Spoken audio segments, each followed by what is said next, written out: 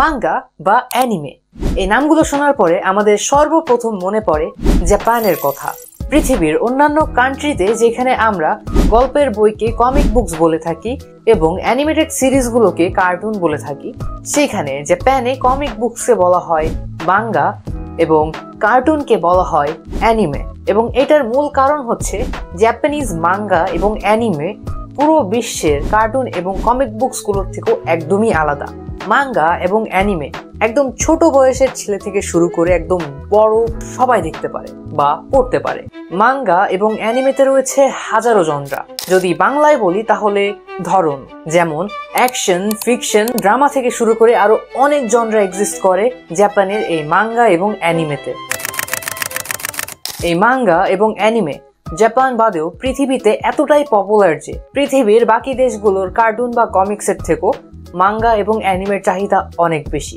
এবং এই পুরো পৃথিবীর মধ্যে বাংলাদেশ হলো এমন একটি কান্ট্রি যেখানে অ্যানিমে ফ্যান এক্সিস্ট করে। বাংলাদেশে অ্যানিমে এবং মাঙ্গার চাহিদা অনেক। বাংলাদেশে এমন কাউকে হয়তো পাওয়া যাবে না যে ডোরাইমন বা পিকাচুকে চিনে না। বাসার একজন বাচ্চা থেকে শুরু করে একজন বড় আঙ্কেল থেকে আন্টি পর্যন্ত সবাই পিকাচু এবং ডোরেমন এই নামটা জীবনে একবার না একবার হলেও শুনেছে। এই মাঙ্গা একবার হাতে ধরে পড়ার জন্য একবার হলেও একজন মাঙ্গা ফ্যান তার এরিয়ার একটা বড় লাইব্রেরিতে অবশ্যই খুঁজেছে মাঙ্গা আছে কিনা, কিন্তু তাতে কোনো লাভ হয়নি, কারণ বাংলাদেশে মাঙ্গা তেমন একটা পাওয়া যায় না। আর যদিও পাওয়া যায় সেটা হচ্ছে ফেক মাঙ্গা। কিন্তু আমি যদি বলি হ্যাঁ তুমি মাঙ্গা পড়তে পারবা বাংলাদেশে বসে, তাও বাংলাদেশের নিজের মাঙ্গা, তাহলে কি তুমি বিশ্বাস করবা? তাহলে আমাদের মাঙ্গাটা আসলে দিবে কে? রিসেন্টলি তুমি যদি খেয়াল করে দেখো তাহলে বাংলাদেশের অ্যানিমে ইন্ডাস্ট্রি এবং মাঙ্গা ইন্ডাস্ট্রি ধীরে ধীরে গ্রো করা শুরু করছে। খুব বেশি দিন হয় নাই বাংলাদেশে একটা মাঙ্গা কোম্পানি গড়ে উঠছে। হ্যাঁ, তোমরা ভুল শোনো নাই, ঠিকই শুনেছ, সেটা হচ্ছে সোর্স। এখন তোমাদের একটা প্রশ্ন থাকতেই পারে, যেহেতু সোর্স বাংলাদেশে বসে মাঙ্গা তৈরি করতেছে, তাহলে এটাকে কি আমরা মাঙ্গা বলতে পারবো? তাহলে তো এটা মাঙ্গা হইল না, মাঙ্গা তো শুধু জাপানে হয়। তাহলে আমরা বাংলাদেশে কিভাবে এটাকে মাঙ্গা বলতেছি?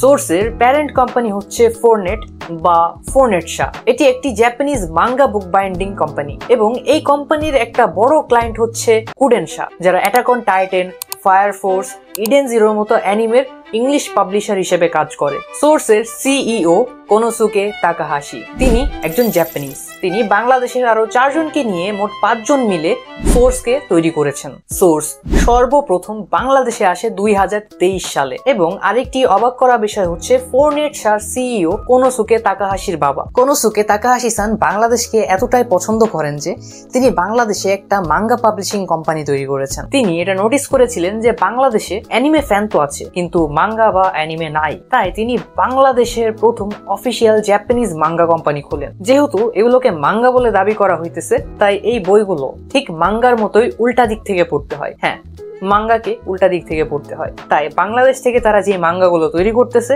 সেগুলো উল্টা দিক থেকেই পড়তে হবে। এই কারণে এগুলোকে মাঙ্গা বলা হচ্ছে। 2023 সাল থেকে শুরু করে এখন পর্যন্ত তারা কাঙ্কাই, অল আউট, হেক্সাভিভর থেকে শুরু করে আরো অনেক মাঙ্গা তৈরি করেছেন।